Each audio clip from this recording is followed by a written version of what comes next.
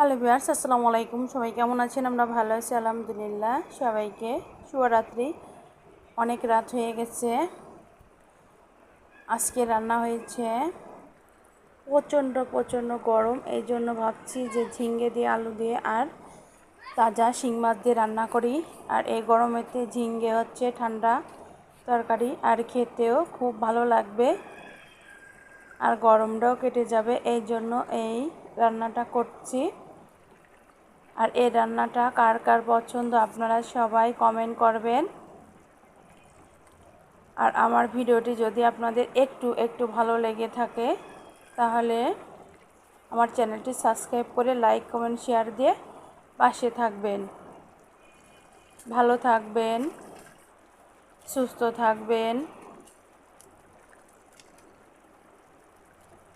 আর ভিডিওটি বেশি করে লাইক কমেন্ট শেয়ার করবেন। আল্লাহ হাফেজ।